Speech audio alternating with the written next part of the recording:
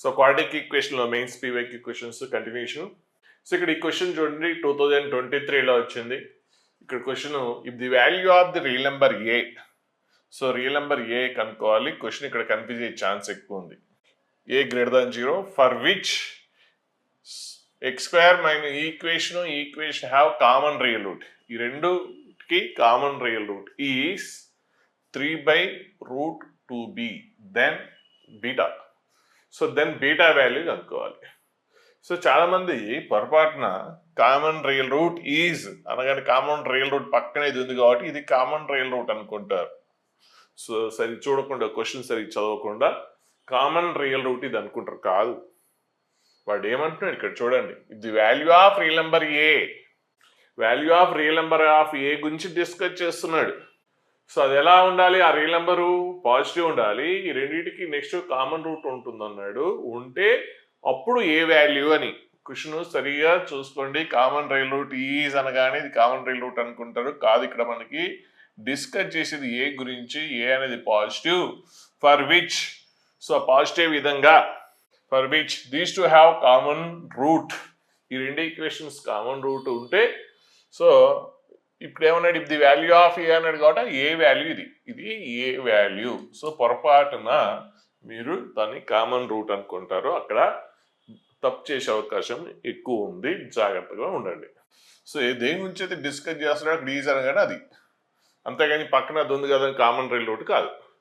సరే, ఇప్పుడు ఈ రెండు ఈక్వేషన్స్కి కామన్ రూట్ ఉంది. 2 ఈక్వేషన్స్కి కామన్ రూట్ ఉంటే మనకి ఫార్ములా తెలుసు కదా. సో ఈ రెండు క్వాడ్రాటిక్ ఈక్వేషన్ అయితే రెండింటికి కామన్ రూట్ ఉంటే మనకి ఫార్ములా తెలుసు. ఏంటి? ఫస్ట్ అండ్ లాస్ట్ అంటే a1 c2, ఇందులో ఫస్ట్ అందులో కాన్స్టెంట్ లాస్ట్ c2 మైనస్ ఇందులో ఫస్ట్ అందులో last a2 c1 whole square equal to. So ఇప్పుడు ఫస్ట్ రెండింటికి డెట్ అంటే a1 b2. సో ఓన్లీ కోఎఫిషియెంట్స్కి a1 b2 minus a2 into b1, a2 into b1. So first అయిపోయింది. ఈసారి ఏంటి? లాస్ట్ 2 అంటే b2 c2 b1 c1. So వాటికి ఆ కోఎఫిషియెంట్స్కి డెట్ అంటే ఏంటి? b1 c2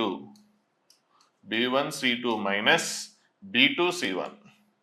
so b2 c1. So అది కండిషన్. సేమ్ ఇక్కడ కూడా ఈ రెండింటి కామన్ రూట్ కాబట్టి సో ఆ ఫామ్లో వాడేసుకోవచ్చు, లేదంటే డైరెక్ట్గా రాసేస్తాం. సో ఏంటి ఇక్కడ చూసి చూడండి.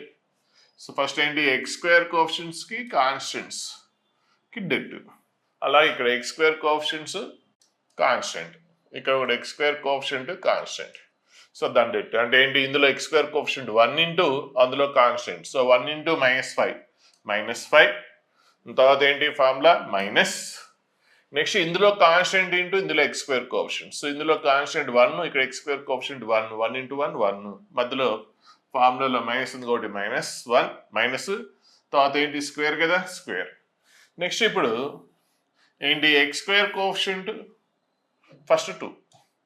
సో ఈ రెండింటికి debt. So X square coefficient 1, ఇక్కడ X coefficient. So 1 into -a. Next ఈసారి ఇక్కడ కాన్స్టెంట్ సేమ్ అదే ఫార్ములా వాడండి అంతే. ఇందులో ఎక్స్ కోఎఫిషియెంట్, ఇందులో x square coefficient. So -5 into 1. Confuse అవుతున్నారు అనుకుంటే ఇట్లా రాసుకోండి ఒకవేళ. సో ఏంటి? ఫస్ట్ ఎక్స్ స్క్వేర్ కోఎఫిషియెంట్స్ రెండిట్లో. సో ఎక్స్ స్క్వేర్ కోఎఫిషియెంట్స్ ఇక్కడ కూడా ఎక్స్ స్క్వేర్ కోఎఫిషియెంట్ 1, నెక్స్ట్ ఇక్కడ కాన్స్టెంట్ 1, అందులో కాన్స్టెంట్ ఏంటి? -5. సో ఈ debt square equal to. So next ఇప్పుడు ఇందులో ఎక్స్ స్క్వేర్ కోఎఫిషియెంట్, ఇందులో X coefficient. X square coefficient X coefficient. X square coefficient ఏంటి? 1, అందులో కూడా ఎక్స్ స్క్వేర్ కోఎఫిషియెంట్ ఏంటి? 1. నెక్స్ట్ ఇక్కడ ఎక్స్ కోఎఫిషియెంట్ ఏంటి? -5a. నెక్స్ట్ ఇక్కడ ఎక్స్ కోఎఫిషియెంట్ ఏంటి? -8 ఇంటూ. సో నెక్స్ట్ ఈసారి లాస్ట్ 2 టర్మ్స్. సో అంటే ఇక్కడ ఏంటి? -5a ఎక్స్ కోఎఫిషియెంట్ సేమ్, ఇక్కడ కూడా సేమ్ ఎక్స్ కోఎఫిషియెంట్ ఏంటి? -a. సో నెక్స్ట్ ఇక్కడ కాన్స్టెంట్ టర్మ్ 1, అందులో కాన్స్టెంట్ టర్మ్ ఏంటి? -5 అంతే. సో ఇప్పుడు దీని debt. So 1 into -5 next 1 into 1. So 1. So -1 square ఉంది కాబట్టి స్క్వేర్. నెక్స్ట్ ఈ రెండు debt 1 into -a. Next -1 into -5a minus of -5a అంటే +5a. అలాగే నెక్స్ట్ ఈ రెండింటికి డెట్. సో మైనస్ ఇది ఏంటి? -5a into -5. So 25a minus of -a plus a. అంతే. సో సింప్లిఫికేషన్ చేసేస్తారు. సో ఇది వచ్చేసింది. సో ఇక్కడ ఏంటి ఏ స్క్వేర్ వాల్యూ వచ్చేసింది.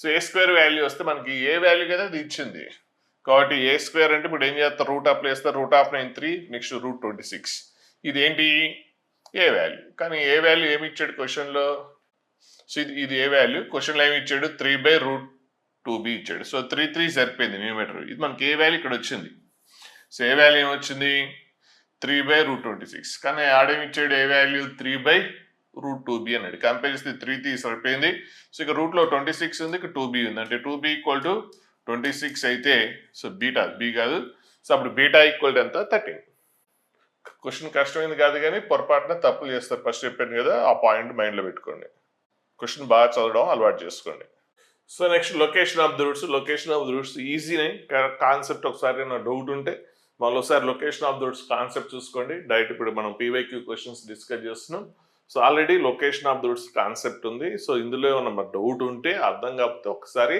ఆ location of the roots concept ఒకసారి రివైజ్ చేసుకోండి సో ఇక్కడ ఏమన్నాడు both roots of the quadratic equation real and distinct so both roots real and distinct అన్నాడు and they lies in the interval 1,5 so both roots కూడా 1కి 5కి మధ్యలో ఉంటాయి అన్నాడు సో ఏదైనా సరే ఫస్ట్ ఇక్కడ ఇదేంటి క్వాడ్రాటిక్ ఈక్వేషన్ సో క్లియర్గా మనకి ఎక్స్ స్క్వేర్ కోఎఫిషియంట్ 1 ఉంది కాబట్టి పాజిటివ్ ఉంది కాబట్టి క్లియర్గా ఎక్స్ స్క్వేర్ కోఎఫిషియంట్ పాజిటివ్ కాబట్టి గ్రాఫ్ అప్వర్డే వస్తుంది ఒకవేళ ఎక్స్ స్క్వేర్ కోఎఫిషియంట్ అన్నోన్ ఉంటే అంటే ఏనో ఎమ్మో అట్లా ఉంటే అప్పుడు ఏంటి ఎమ్ అనేది పాజిటివ్ నెగిటివ్ తెలియనప్పుడు ఒకసారి అప్వర్డ్ ఇంకోసారి డౌన్వర్డ్ అంటే ఒకసారి ఎమ్ పాజిటివ్ అనుకుంటారు ఇంకోసారి నెగిటివ్ అనుకొని చేస్తారు సో ఇక్కడ మనకి ఓన్లీ ఒకటే possibility X square coefficient positive కాబట్టి అప్వర్డ్ నెక్స్ట్ ఇక్కడ రూట్స్ రియల్ అండ్ డిస్టింక్ట్ అన్నాడు సో ఆ రెండు రూట్స్ కూడా లైస్ బిట్వీన్ 1,5 అన్నాడు జనరల్గా బోత్ రూట్స్ బిట్వీన్ 1 and 5 అంటే రూట్స్ రియల్ అండ్ డిస్టింక్ట్ అవ్వచ్చు ఈక్వల్ కూడా అవ్వచ్చు జనరల్గా అయితే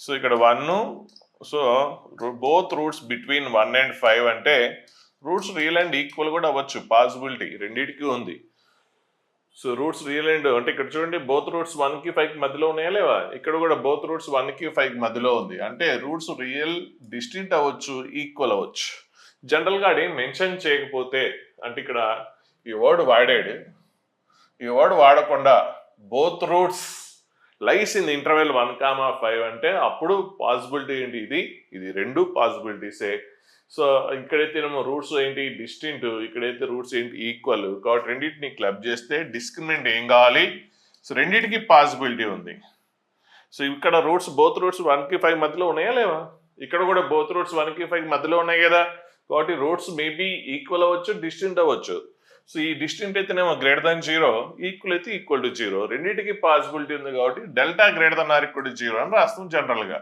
కానీ ఇక్కడ క్లియర్గా వాడు మెన్షన్ చేసాడు వాడు మెన్షన్ చేయకపోయి ఉంటే అంటే ఈ వర్డ్ మెన్షన్ చేయకపోయి ఉంటే అప్పుడు డిస్క్రిమినెంట్ ఏంటి >0 కానీ ఇక్కడ క్లియర్గా మెన్షన్ చేసాడు కాబట్టి సో ఏమని మెన్షన్ చేసాడు రియల్ అండ్ డిస్టింక్ట్ అన్నాడు కాబట్టి సో ఇది తీసుకోవడానికి లేదు సో కాబట్టి డిస్క్రిమినెంట్ ఏంటి యాక్చువల్గా అయితే సో అది ఆ వర్డ్ మెన్షన్ చేయకపోతే ఇది కానీ ఇక్కడ ఏంటి మనకి క్లియర్గా >0 క్లియర్ ఇచ్చాడు రూట్స్ రియల్ అండ్ డిస్టింక్ట్ అని మెన్షన్ చేశాడు మెన్షన్ చేయకపోయి ఉంటే అప్పుడు మీరు >0 రాసేవాళ్ళు ఎందుకంటే రెండింటికి పాసిబిలిటీ ఉంది కానీ ఇక్కడ మెన్షన్ చేసినప్పుడు సో మనం డిస్క్రిమినెంట్ >0 ఫస్ట్ వన్ అయిపోయింది సో నెక్స్ట్ ఇప్పుడు ఫిగర్ ఇది roots real and distinct only first one so దీని నుంచి మనం ఏమేమి ఐడెంటిఫై చేసామో చూసుకోవాలి సో f(1) సో ఎలా ఉంది పైకి ఉంది ఇమేజ్ అలాగే 5 ఇమేజ్ కూడా పైకే ఉంది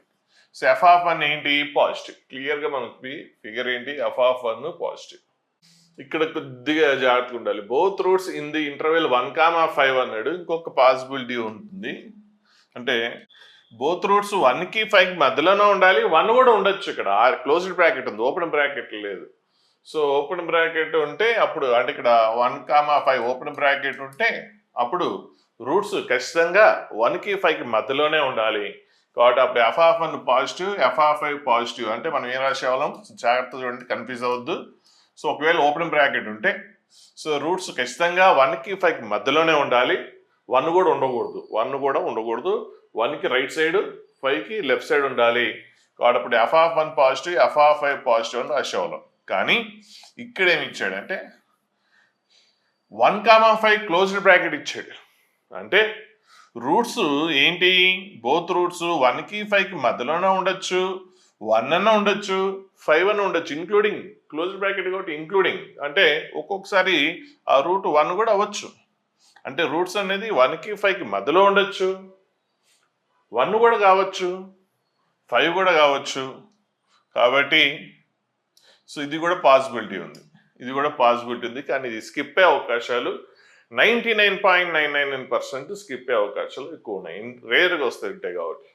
సో ఇట్లాంటి ఎక్కడైతే ట్విస్ట్ అవుతుందో అట్లాంటి క్వశ్చన్స్ నోట్ చేసుకుని అప్పుడప్పుడు రివైజ్ చేస్తే మీరు ఎగ్జామ్లో మర్చిపోరు. మీరు ఎప్పుడో మళ్ళీ ఇప్పుడు ప్రిపేర్ అయితే మళ్ళీ ఎప్పుడో ఎగ్జామ్లో రాస్తే ఖచ్చితంగా స్కిప్ అవుతారు. సో ఇప్పుడు ఏంటంటే సో ఎఫ్ ఆఫ్ అంటే ఒక రూట్ అంటే ఆల్ఫా బీటా రూట్స్ కదా, సో అవి 1కి 5కి మధ్యలో ఉండొచ్చు, క్లోజ్డ్ బ్రాకెట్ ఉంది కాబట్టి 1 కూడా కావచ్చు. అంటే 1 కూడా కావచ్చు అంటే ఆల్ఫా వాల్యూ 1 కూడా కావచ్చు. సో మరి అప్పుడు ఒక రూట్ ఏంటి 1, కాబట్టి అప్పుడు ఎఫ్ ఆఫ్ 1 ఏంటి greater than or equal to 0. Roots రెండు రూట్స్ 1కి రైట్ సైడ్ ఉంటే ఎఫ్ ఆఫ్ 1 పాజిటివ్ అవుతుంది. ఒక రూట్ 1 అయితే అప్పుడు ఎఫ్ ఆఫ్ 1 ఏంటి 0 కదా. సో 1 ఆఫ్ ది రూట్ 1 అయింది అనుకోండి, ఆల్ఫా 1 అయింది అనుకోండి, 1 ఆల్ఫా రెండు సేమ్ అయింది అనుకోండి, అప్పుడు ఎఫ్ ఆఫ్ 1 ఏంటి 0. కాబట్టి f of 1 greater than or equal to 0. So లేదంటే అక్కడ క్లోజ్డ్ బ్రాకెట్ ఉంటే మీరు ఆర్ ఈక్వల్ టు రాయండి, ఓపెన్ బ్రాకెట్ ఉంటే జస్ట్ గ్రేటర్ దెన్ రాయండి. సో అలా అయినా గుర్తుపెట్టుకోండి. అలాగే నెక్స్ట్ ఎఫ్ ఆఫ్ 5. సో ఈ కేసు అయితేనేమో ఎఫ్ ఆఫ్ 5 పాజిటివ్, బీటా 5 రెండు సేమ్ అయితేనేమో ఎఫ్ ఆఫ్ 5 ఏంటి 0. ఎఫ్ ఆఫ్ 5 ఏంటి 0. కాబట్టి ఎఫ్ ఆఫ్ 5 అనేది పాజిటివ్ అవ్వచ్చు, 0 అవ్వచ్చు. కాబట్టి f of 5 greater than or equal to 0. So మనకి డిస్క్రిమినెంట్ కనుక్కోవడం తెలుసు, కనుక్కుంటాం. సో అదంతా నేను ఎక్స్ప్లెయిన్ చేయట్లేదు, టైం వేస్ట్. సో ఇక్కడ తర్వాత ఫ్యాక్టరేషన్ చేస్తాం, ఇలాంటివన్నీ మీరు చాలాసార్లు చేశారు. పిఎన్పి రూల్ వాడితే ఆన్సర్ వచ్చేస్తుంది. నెక్స్ట్ ఎక్స్ ప్లేస్లో 1 రాసేస్తే ఎఫ్ ఆఫ్ 1 వస్తుంది, greater than or equal to 0 ఇస్తే ఆన్సర్ వస్తుంది. నెక్స్ట్ ఎక్స్ ప్లేస్లో 5 రాస్తారు, అప్పుడు సింప్లిఫై చేస్తే ఆన్సర్ వస్తుంది. సో నెక్స్ట్ ఇంకా అంతేనా, ఇంకేమైనా పాసిబిలిటీస్ వెట్టెక్స్ మర్చిపోబాకండి. సో వెట్టెక్స్ ఎలా ఉంది, ఏ ఫిగర్ చూసినా కూడా వెట్టెక్స్ అనేది రూట్ ఏంటి 1కి 5కి మధ్యలోనే ఉంది. సో ఏ ఫిగర్ ఏ పాసిబిలిటీస్ చూసినా కూడా సో వెట్టెక్స్ అనేది మైనస్ బి బై వెట్టెక్స్ ఏంటి మైనస్ బి బై 2a కదా ఎక్స్ కోఆర్డినేట్, వై కోఆర్డినేట్ ఏంటి 4ac minus B square by 4a అది. సో ఇక్కడ వెట్టెక్స్ ఏంటి 1కి 5కి మధ్యలో ఉంది కాబట్టి 1 less than minus b by 2a less than 5. Vertex అనేది 1కి 5కి మధ్యలోనే ఉంటుంది కాబట్టి ఆర్ ఈక్వల్ టు రాయొద్దు. అంటే వెట్టెక్స్ అనేది 1 అవ్వదు కదా. సో 1 అనేది ఇది వెట్టెక్స్ చూసారు, ఇక్కడ కానీ ఇక్కడ కానీ ఏ ఫిగర్ చూసినా కూడా సో వెట్టెక్స్లో ఎక్స్ కోఆర్డినేట్కి 1 లెఫ్ట్ సైడ్ ఉంది, 5 అనేది రైట్ సైడ్ ఉంది. కాబట్టి 1 less than minus b by 2a less than 5. So ఇక్కడ మైనస్ బి అంటే మైనస్ ఆఫ్ ఎక్స్ కోఎఫిషియంట్ ఎంత, అది minus of minus m plus m. So by 2a value ఎంత 1. సో ఈ వాల్యూ వస్తుంది. సో దీని నుంచి ఎం వాల్యూ వస్తుంది. ఇప్పుడు ఆల్ 4 కండిషన్స్కి ఇంటర్సెక్షన్. సో ఆల్ 4 కేసెస్కి ఇంటర్సెక్షన్ ఎలా తీసుకోవాలో స్టార్టింగ్లోనే మనకి ఫస్ట్ క్లాస్లో ఇంటర్వెల్స్ అనే కాన్సెప్ట్, ఒకవేళ నాకు రాయడం రాకపోతే సో ఈ 4 ఆన్సర్స్కి ఇంటర్సెక్షన్ మళ్ళీ చెప్పి టైం వేస్ట్ చేయొద్దు. సో ఇక్కడ ఆన్సర్ ఇది వస్తుంది. ఒకవేళ ఎవరికైనా ఇప్పుడు ఈ 4కి మీరు ఓన్గా ఇచ్చేసి ఇంటర్సెక్షన్ అనుకోండి. ఒకవేళ రాకపోతే ఇంటర్వెల్స్ అనే టాపిక్లో ఇంటర్సెక్షన్స్ ఎలా చేయాలి అనేది చెప్పాను. ఒక డౌట్ ఉంటే ఒకసారి చెక్ చేసుకోండి. సో నెక్స్ట్ క్వశ్చన్ చూస్తే consider quadratic equation. So consider quadratic equation ఇచ్చాడు, సి నాట్ ఈక్వల్ 5. జనరల్గా ఏంటంటే ఎక్స్ స్క్వేర్ కోఎఫిషియంట్ క్వాడ్రాటిక్ కాబట్టి ఎక్స్ స్క్వేర్ కోఎఫిషియంట్ 0 అవ్వకూడదు. C5 అయింది అనుకోండి, అప్పుడు ఎక్స్ స్క్వేర్ కోఎఫిషియంట్ 0 అవుతుంది, అప్పుడు క్వాడ్రాటిక్ అవ్వదు, అప్పుడు ఏమవుతుంది లీనియర్ ఈక్వేషన్ అవుతుంది. సో అందుకనే అలా ఇస్తాడు. So okay next S be set of the all integral values of C. So integral value of C ఎంత ఒక సెట్లో రాస్తే అది సెట్ ఎస్ అన్నాడు. నెక్స్ట్ కండిషన్స్ ఏమన్నాడు, for which one root of the equation one of the root 0కి 2కి మధ్యలో ఉండాలి, అదర్ రూట్ అనేది 2కి 3కి మధ్యలో ఉంటే then number of elements in S. So S అంటే ఏంటి, set of the integral values of C. So integral values count చేసేస్తే అప్పుడు మనకి నెంబర్ ఆఫ్ ఎలిమెంట్స్ తెలుస్తుంది. సో ఇక్కడ ఒక రూట్ ఏమో 0కి 2కి మధ్యలో ఉండాలి. సో ఇక్కడ ఎక్స్ స్క్వేర్ కోఎఫిషియంట్ ఫస్ట్ పాజిటివా నెగిటివా అంటే ఇక్కడ అన్నోన్ ఉంది. సో క్లియర్గా అన్నోన్ ఉన్నప్పుడు అది పాజిటివో తెలీదు, నెగిటివో తెలీదు, కాబట్టి రెండింటికి పాసిబిలిటీ ఉంటుంది. ఒకసారి పాజిటివ్ అనుకుంటే గ్రాఫ్ పైకి వస్తుంది, అంటే ఏంటి C-5 greater than 0, c-5 greater than 0 అనుకుంటే అప్పుడు c గ్రేటర్ దాన్ 5 అయితే గ్రాఫ్ అప్వర్డ్ వస్తుంది. సో c లెస్ దాన్ 5 అయితే c-5 లెస్ దాన్ 0 అయితే c లెస్ దాన్ 5 అప్పుడు గ్రాఫ్ ఏమొస్తుందంటే డౌన్వర్డ్ వస్తుంది. సో అంతవరకు ఓకే. నెక్స్ట్ ఇప్పుడు వన్ ఆఫ్ ది రూట్ 0కి 2కి మధ్యలో అన్నాడు. ఇంకో రూటు చూడండి, ఇక్కడ 1 రూటు 0కి 2 మధ్యలో ఉంది, రెండో రూటు బీటా అనేది 2కి 3కి మధ్యలో ఉందా లేదా? అలా ఇక్కడ కూడా 1 రూటు ఎక్స్ యాక్సిస్ ఎక్కడైతే కట్ అయిందో అది రూట్సే కదా. సో ఒక రూట్ ఆల్ఫా ఒకటి బీటా అయితే ఒక రూట్ అనేది ఆల్ఫా 0కి 2 మధ్యలో ఉంటే బీటా అనేది 2కి 3కి మధ్యలో ఉంది.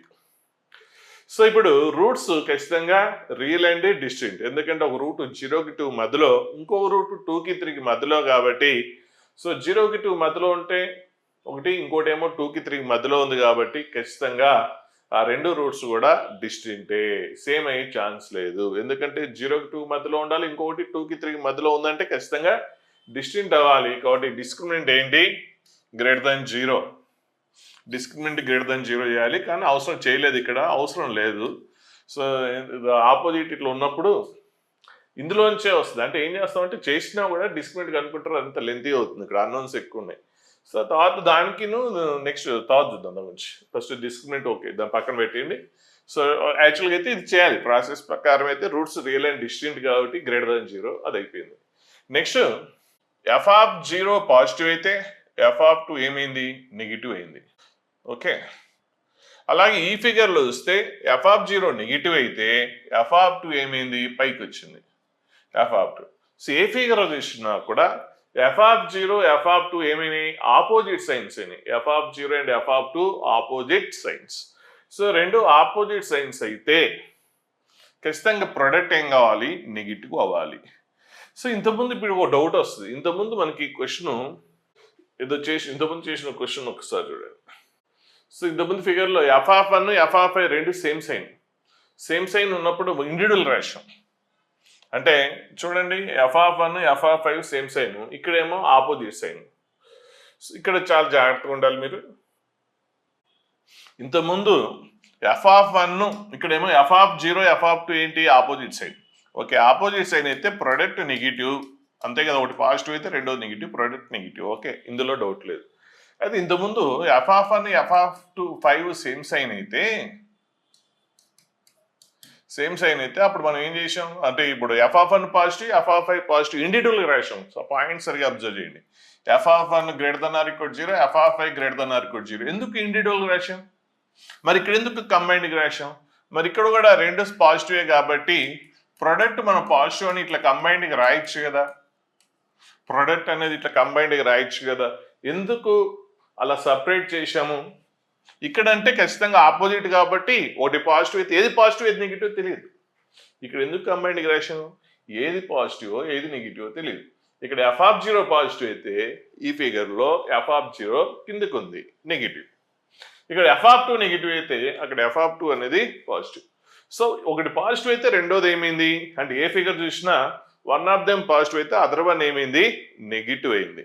కాబట్టి ఏది పాజిటివ్ ఏది నెగిటివ్ తెలియదు, అందులో ఒకటి పాజిటివ్ ఒకటి నెగిటివ్ కాబట్టి ప్రొడక్ట్ నెగిటివ్ అని రాశాం. సరే ఓకే, మరి ఇక్కడ సేమ్ సైన్ ఉన్నప్పుడు ఎందుకు గ్రేటర్ దాన్ 0 రాయొచ్చు కదా? రాయొద్దు.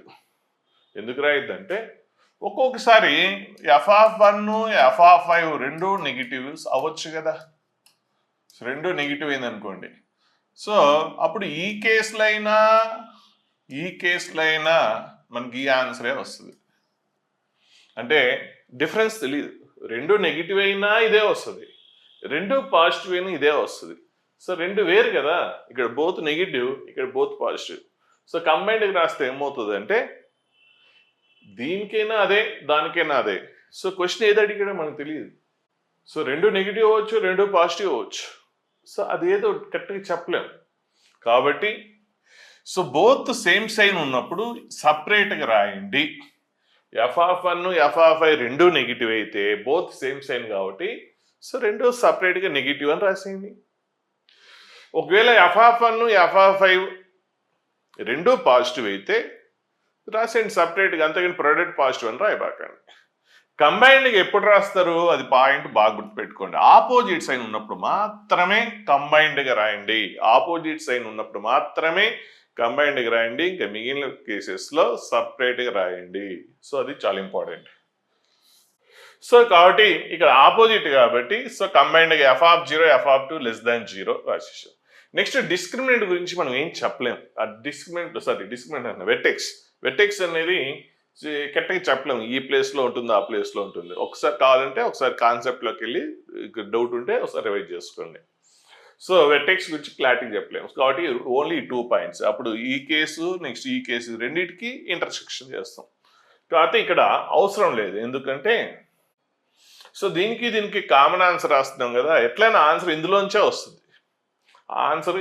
వస్తుంది. ఎందుకంటే ఇక్కడ ఆపోజిట్ సైడ్ ఉన్నాయంటే ఖచ్చితంగా అదేంటి రూట్స్ రియల్ అండ్ డిస్టింక్టే కాబట్టి ఇందులోంచే వస్తుంది. ఒకవేళ చేసినా కూడా మీకు ఏం ప్రాబ్లం అంటే ఏమొస్తుంది అంటే సపోజ్ ఒకవేళ డెల్టా రఫ్గా రాస్తున్నాను, ఇక్కడ సి వాల్యూ ఇది వచ్చింది కదా దీని నుంచి. సో ఇదేంటి నెగిటివ్, సో పిఎన్పి రూల్ వాడాం, ఇది వచ్చింది.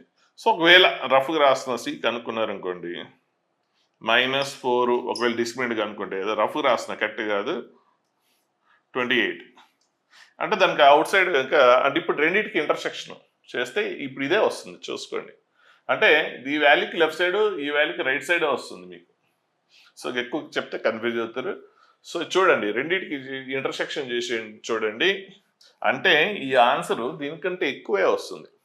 దీనికంటే ఎక్కువ అంటే ఈ వాల్యూ రైట్ సైడ్ వాల్యూకి రైట్ సైడ్, లెఫ్ట్ సైడ్ వాల్యూకి లెఫ్ట్ సైడ్ వస్తుంది. కానీ మనం ఇంటర్సెక్షన్ చేసుకున్నప్పుడు సో ఒకవేళ వచ్చినా కూడా ఇంటర్సెక్షన్ తీసుకుంటాం కాబట్టి సో ఏంటి -4 ఇంకోటి ఏంటి 28 పిఎన్పి రూల్ కాదు.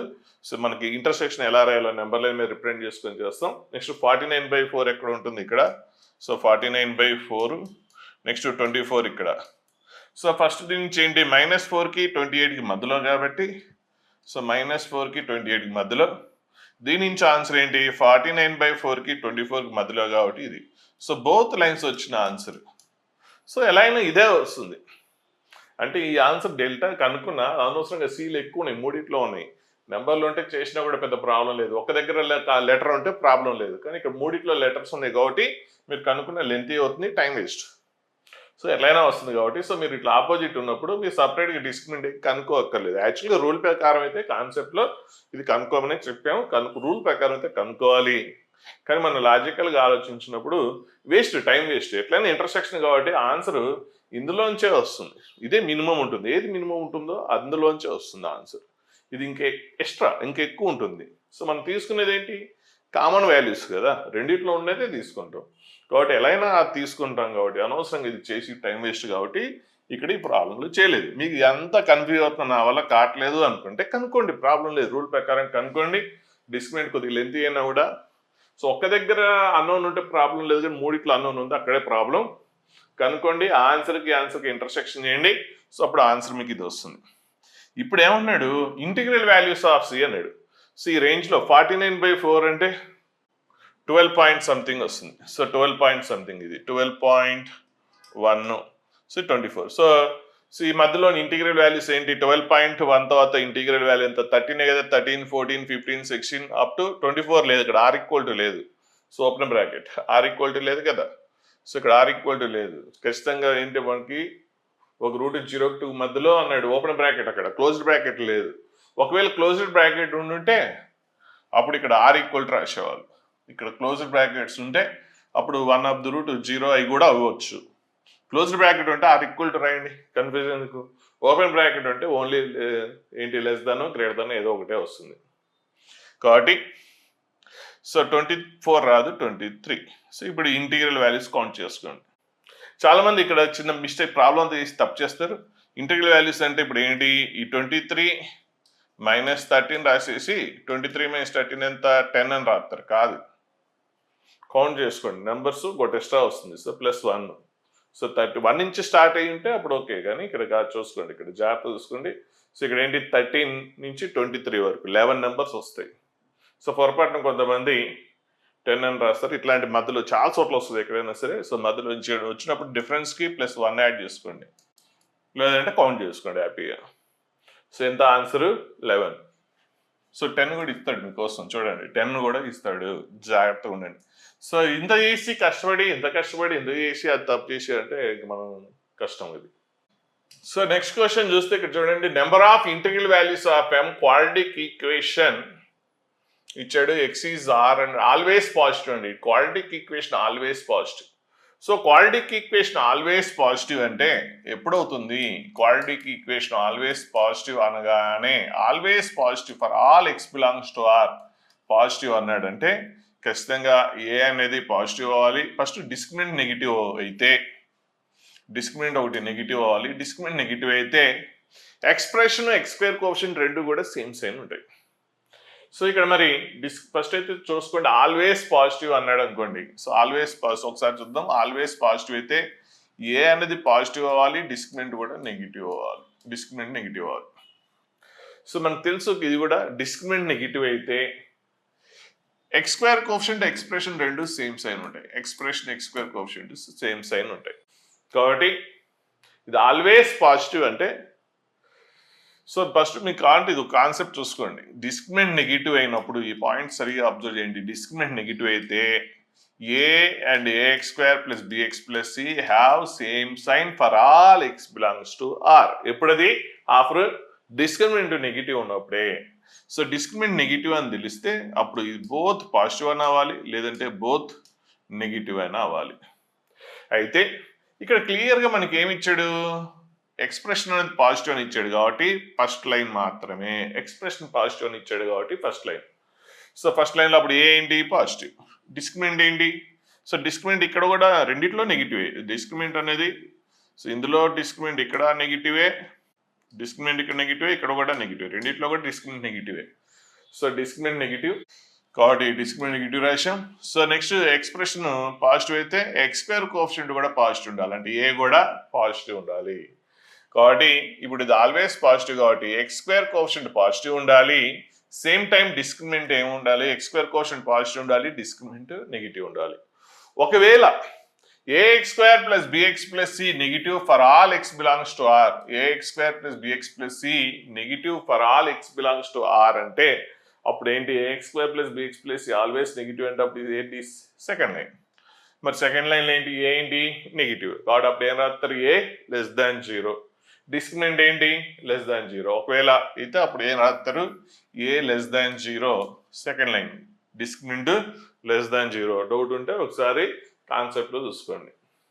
సో కాబట్టి ఇక్కడ both same sign always positive అన్నట్టు కాబట్టి x square coefficient positive, discriminant ఏంటి? నెగిటివ్. సో ఇది దీని నుంచి m value greater than -1 discriminant కనుక్కుంటారు. సో ఫ్యాక్టరేషన్ రాకపోతే మరి ఎలా కనుక్కోవాలి? ఇక్కడ రూట్స్ మీకు ఇక్కడ కనుక్కోవడంలో ఇబ్బంది పడుతుండొచ్చు, అది ఒకసారి చేస్తాను. సో ఫ్యాక్టరేషన్ రాకపోతే ఒక పని చేయండి, -b చూసుకోండి. -b plus or minus root of b square minus 4ac/2a. So ఇప్పుడు -b, సో -b అంటే ఎంత? -6. So minus or minus plus 6 plus or minus root of b square అంటే ఎంత? 36 మైనస్ 4ac. సో 4a అంటే 1, c అంటే -3. So -4 into -3 12/2a. 2a అంటే ఎంత? 2 into 1. So అప్పుడు 6 ప్లస్ ఆర్ మైనస్ రూట్ 48/2 వస్తుంది. రూట్ 48 అంటే 4 into 48 నేను రాయొచ్చు, 4 into 12 రాయొచ్చు. కాబట్టి అప్పుడు 6 plus or minus so root 4 into root 12. Root 4 అంటే ఎంత? 2 రూట్ 12. సో అదంతా వచ్చేసింది /2. సో అప్పుడు 2 కామన్ తీసి క్యాన్సిల్ చేసేస్తే ఒకటి ఏమొస్తుంది మీకు? 3 మైనస్ రూట్ 12 ఒకటి వస్తుంది, ఇంకోటి 3 ప్లస్ రూట్ 12 వస్తుంది. దీన్ని కూడా కావాలంటే ఇలా రాసుకోవచ్చు. 3 రూట్ 12 అంటే 4 into 3. సో రూట్ 4 అంటే 2 మైనస్ రూట్ 3 ఇలా కూడా రాసినా ఏం కాదు. సో ఇంకోటి ఏంటి? అప్పుడు 3 ప్లస్ 2 రూట్ 3 వస్తుంది. సో ఇక్కడ ఏంటి? నెగిటివ్ కాబట్టి లైస్ బిట్వీన్ ది రూట్స్, లేదంటే పిఎన్పి రూల్ వాడుకుంటారు. సో పిఎన్పి రూల్, సో ఒకటి ఆల్ఫా, ఒకటి అంత రాసే బదులు దీన్ని ఆల్ఫా, దీన్ని బీటా అనుకున్నాం. సో ఏంటి? ఎక్స్ స్క్వేర్ కోఎఫిషియంట్ పాజిటివ్ కదా కాబట్టి ఏంటి? సో పాజిటివ్, ఇక్కడ పాజిటివ్తో స్టార్ట్ చేస్తే పిఎన్పి రూల్ వాడతారు అంతే. So next so right side ఏంటి? ఎక్స్ స్క్వేర్ కోఎఫిషియంట్ పాజిటివ్ ఉంది కాబట్టి రైట్ సైడ్ పాజిటివ్, తర్వాత నెగిటివ్, తర్వాత పాజిటివ్. సో క్వాడ్రాటిక్ ఈక్వేషన్లో ఒకటి గుర్తుపెట్టుకోండి, లేకపోతే సింపుల్గా అదంతా అవసరం లేదు. క్వాడ్రాటిక్ ఈక్వేషన్లో లెస్ దాన్ ఉంటేనేమో లైస్ బిట్వీన్, గ్రేటర్ దాన్ ఉంటే డస్ నాట్ లై బిట్వీన్. అంటే దీని వాల్యూకి లెఫ్ట్ సైడ్, ఆ వాల్యూకి రైట్ సైడ్. ఆ పాయింట్ బాగా గుర్తుపెట్టుకోండి. కాబట్టి ఇప్పుడు ఏంటి, లెస్ దాన్ ఉంది కాబట్టి ఇటు మధ్యలో ఉంటుంది. సో ఇది ఆన్సర్. సో ఇప్పుడు దీనికి దీనికి రెండింటికి ఇంటర్సెక్షన్. సో రెండింటికి ఇంటర్సెక్షన్ తీసుకోవాలి, జాగ్రత్త చూసుకోండి ఈ వాల్యూస్ చేసేటప్పుడు. సో అంటే ఇంటర్సెక్షన్ తీసుకునేటప్పుడు నెంబర్ లైన్ వాడుకోండి బెస్ట్. సో 3 - √12 ఫస్ట్ రాసేద్దాం. 3 - √12 ఇక్కడ అనుకుందాం. ఇంకోటి 3 + √12 ఇక్కడ అనుకుందాం. సో అదేంటి, రైట్ సైడ్ ఉంటుంది కదా. ఇప్పుడు -1/2 ఎక్కడ ఉంటుందో కరెక్ట్గా ఐడెంటిఫై చేసుకోండి. సో -1/2 అంటే -0.5. మరి ఇదేంటి, 3 - 2 × √3 కదా. √12 అంటే 2 × √3. సో ఎంత, 1.7. చూసుకోండి, 2 × 1.73 అంటే 3.4. సో 3 - 3.4 -0.4. సో ఈ -1/2. సో -1/2 అంటే ఎంత, -0.5.